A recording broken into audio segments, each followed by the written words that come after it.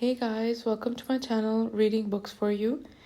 This is a continuation of the novel called The Other Side of Me by Sidney Sheldon. But before I start, I'd like to say something. I'm new to YouTube.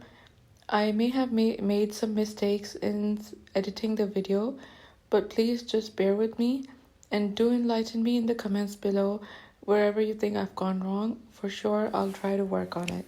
Thank you. Let's start with chapter 2. I was born in Chicago on a kitchen table that I made with my own hands. At least my mother Natalie insisted it was so. Natalie was my North Star, my comforter, my protector. I was her first child and she'd never got over the miracle of birth. She could not talk about me without the aid of a thesaurus. I was brilliant, talented, handsome, and witty, and that was before I was 6 months old. I never addressed my parents as mother and father. They preferred that I call them Natalie and Otto, possibly because it made them feel younger. Natalie Marcus was born in Slavitka, Russia near Odessa, during the reign of the Tsars. When she was 10 years old, she escaped a Russian pogrom against Jews and was brought to America by her mother Anna. Natalie was a beauty. She was 5'5" tall, with soft brown hair, intelligent gray eyes, and lovely features. She had a soul of a romantic and a rich inner life. She had no formal education, but she had taught herself to read. She loved classical music and books. Her dream was to marry a prince and travel around the world. Her prince turned out to be Otto Schechtel, a Chicago street fighter who had dropped out of school after the 6th grade. Otto was handsome and charming, and it was easy to see why Natalie had been attracted to him. They were both dreamers, but they had different dreams. Natalie dreamt of a romantic world with castles in Spain and moonlit gondola rides in Venice, while Otto's fantasies consisted of impractical get-rich-quick schemes.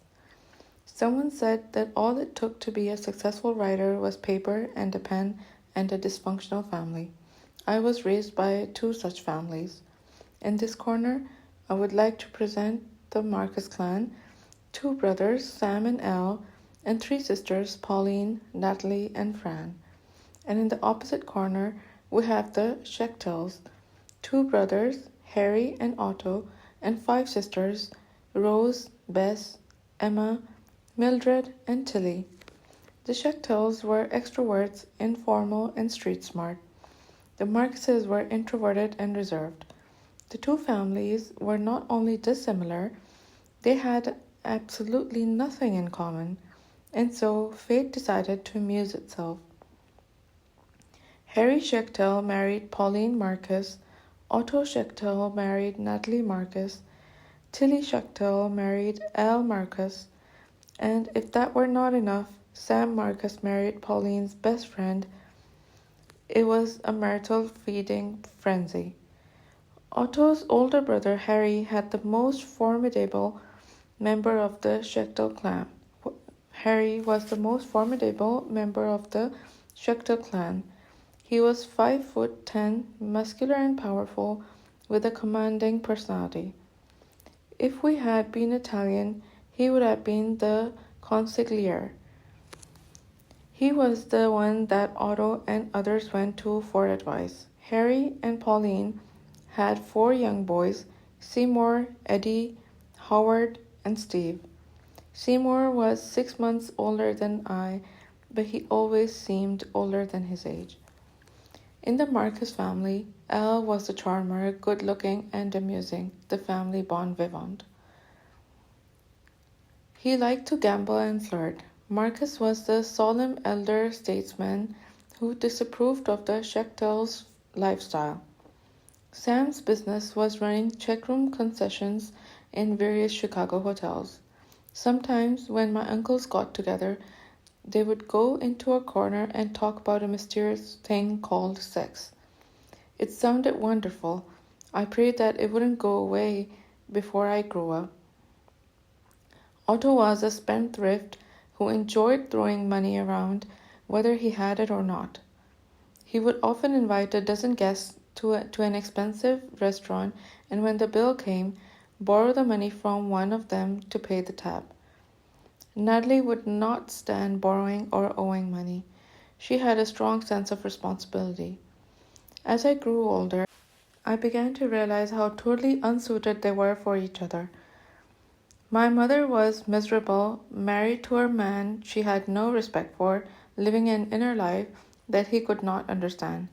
My father had married a fairy tale princess only to find himself bewildered when the honeymoon ended. They argued constantly, but these were not normal arguments. They were bitter and vicious. They found each other's weak points and tore at them. The arguing became so savage that I would run out of the house to the public library, where I escaped to the peaceful and serene worlds of the Hardy Boys and the Tom Swift books. One day, when I got home from school, Otto and Natalie were screaming obscenities at each other. I decided I couldn't stand it any longer. I needed help. I went to my Aunt Pauline, Natalie's sister. She was a sweet, loving dumpling of a woman, pragmatic and intelligent. When I arrived, Pauline took one look at me and said, "What's the matter?" I was in tears. "It's Nat and Otto. They fight all the time. I don't know what to do." Pauline frowned. "They're fighting in front of you?" I nodded. "All right, I'll tell you what to do. They both love you, Sidney, and they don't want to hurt you. So the next time they start to fight, you go up to them and tell them that you don't want them to fight ever in front of you again. Will you do that?" I nodded, yes. Aunt Pauline's advice worked. Natalie and Otto were in the middle of a shouting match when I walked up to them and said, "Don't do this to me. Please don't fight in front of me." They were both immediately contrite. Natalie said, "Of course, you're right, darling. It won't happen again." And Otto said, "I'm sorry, Sidney. We have no right to put our problems on you." After that, the arguments continued, but at least they were muffled by their bedroom walls. We were constantly on the move from city to city, with Otto looking for work. When someone would ask me what my father did for a living, my answer always depended on where we were. In Texas, he worked in a jewelry store. In Chicago, it was a clothing store. In Arizona, it was a depleted silver mine. In Los Angeles, he sold siding.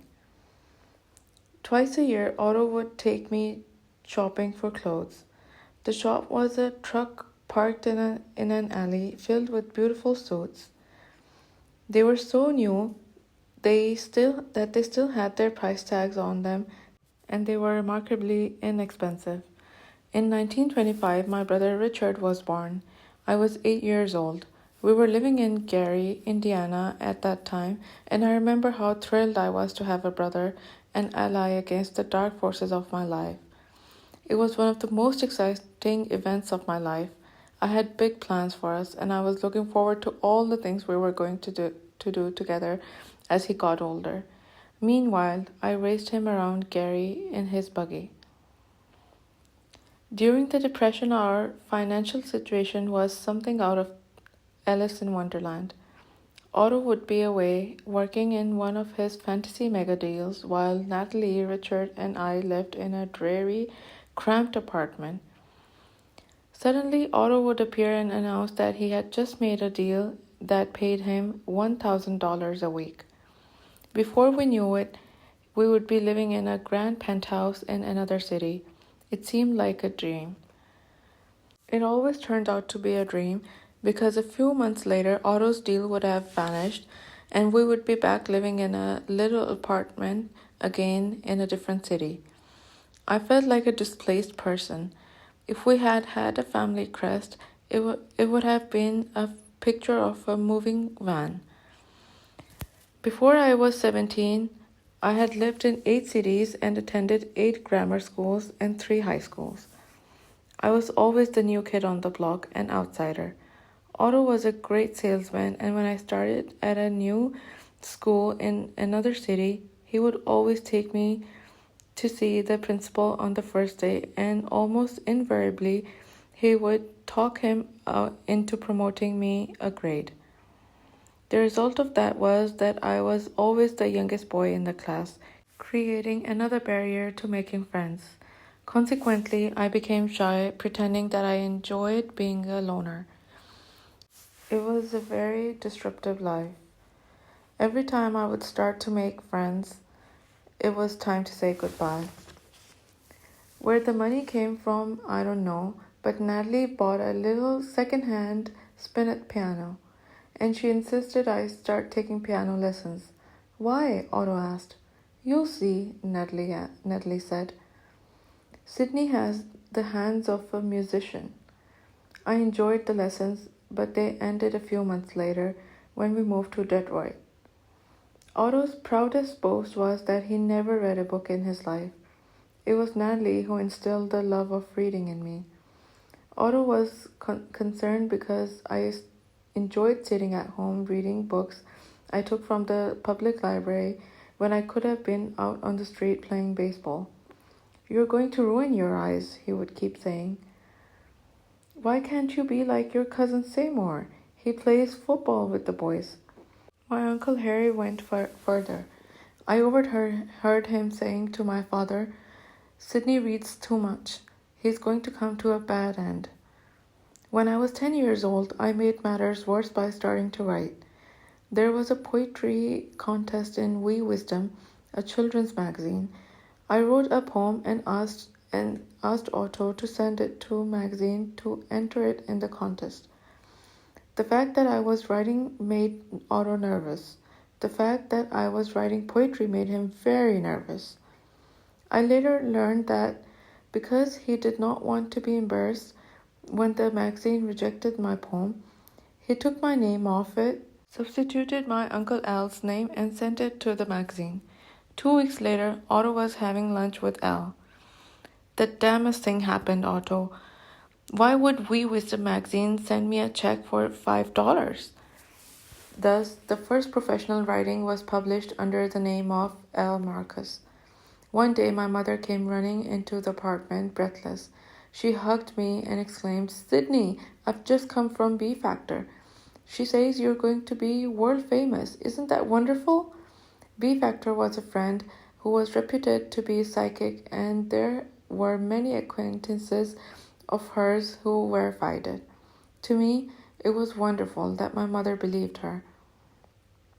In the 20s and 30s, Chicago was a city of noisy elevated trains, horse-drawn ice wagons, crowded beaches, strip clubs, and the smell of the stockyards and the St. Valentine's Day massacre, where 7 mobsters were lined up against a wall in a garage and machine-gunned down.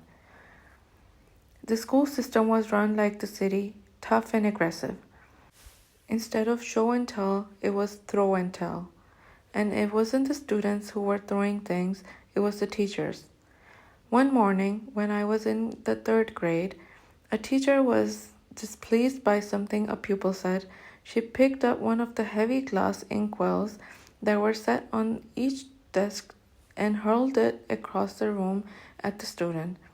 If it had hit him in the head, it would have killed him. I was so terrified to return to school that afternoon. My favorite subject in the school was English. Part of the class assignment was taking turns reading aloud from a book called The Elegant Reader that contained short stories. We would turn to a story by Poe or O. Henry or Tarkington, and I would dream that one day the teacher would say, turn to page 20 in the reader, and lo and behold, there would be a story written by me. Where that dream came from, I do not know. Perhaps it was an atavistic throwback to some long-gone ancestor. The 10th floor of the Sovereign Hotel was the neighborhood's old swimming hole. Whenever possible, I would take Richard there to play in the pool. He was 5 years old. On this particular day, I deposited him in the shallow, and I swam to the deep end. While I was talking to some people, Richard got out of the pool looking for me. He came to the deep end of the pool, slipped and fell in. He went straight to the bottom. I saw what happened, dove down and pulled him up. No more old swimming hole for us. When I was 12 years old, in the 7th grade at Marshall Field Grammar School in Chicago, I was in an English class where we were allowed to work on our own projects. I decided to write a play about a detective investigating a murder. When it was finished, I turned it in to my teacher.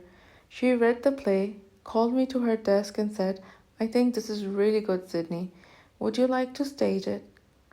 Would I? "Yes, ma'am. I'll arrange it. I'll arrange for you to put it in the main auditorium." And suddenly I remembered Natalie's statement about the B Factor's prediction. Sidney is going to be world famous. I was filled with excitement. This was the beginning. When the class heard the news, everyone wanted to be cast in the play. I decided not only would I produce it and direct it, but I would also star in it. I had never directed before, and of course, but I knew exactly what I wanted. I began casting, and I was allowed to rehearse after school in the huge auditorium, and soon my play was the talk of the school. I was given all the props I asked for: couches, chairs, tables, a telephone. It was one of the happiest times of my life. I knew without question that this was the beginning of a wonderful career. If I could write a successful play at my age, there was no limit to how far I could go. I would have plays on Broadway with my name in lights. I held the final dress rehearsal with my classmates who had been cast by me, and the rehearsal went perfectly. I went to my teacher. "I'm ready," I said. "When would you like me to put the play on?" She was beaming at me. "Why don't we do it tomorrow?" I got no sleep that night. I felt that my whole future depended on the success of the play. Lying in bed, I went over it scene by scene, looking for flaws. I could find none. The dialogue was excellent, the plot moved swiftly, and the play had an unexpected twist at the end. Everyone was going to love it. The next morning, when I arrived at school, my teacher had a surprise for me. I've arranged to have all the English classes dismissed so that they can come down to the auditorium to see your play. I could not believe it. This was going to be a far bigger triumph than I had imagined. At 10 o'clock in the morning, the huge auditorium was filled.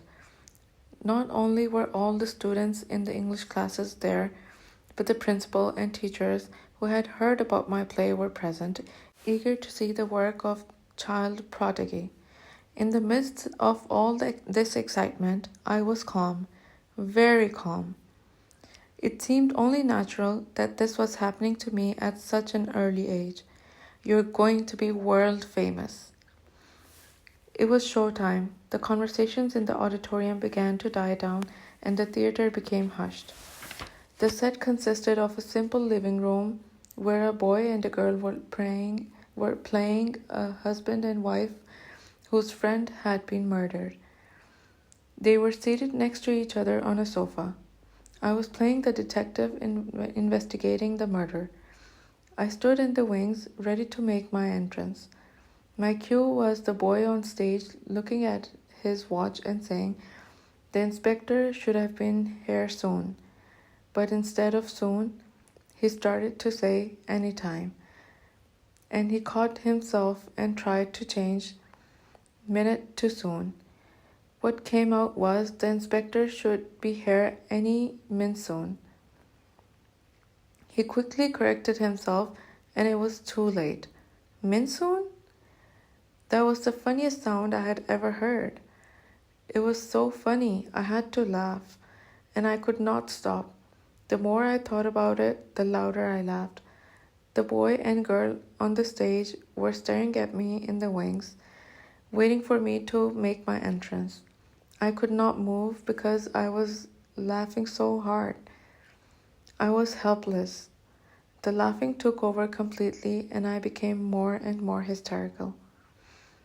The play had come to a standstill before it started. After what seemed an eternity from the auditorium, I heard my teacher's voice calling, "Sidney, come out here." I forced myself to leave the shelter of the wings and stumbled out to the center of the stage. My teacher was in the middle of the auditorium on her feet, listening to my frenzied outburst. "Stop it," she commanded. But how could I? Minsoon? The audience began getting up and drifting out of the auditorium, and I watched them go, pretending that I was laughing because I wanted to, pretending that what was happening was not important, pretending that I did not want to die. This is the end of chapter 2. Please like and subscribe my channel. Thank you.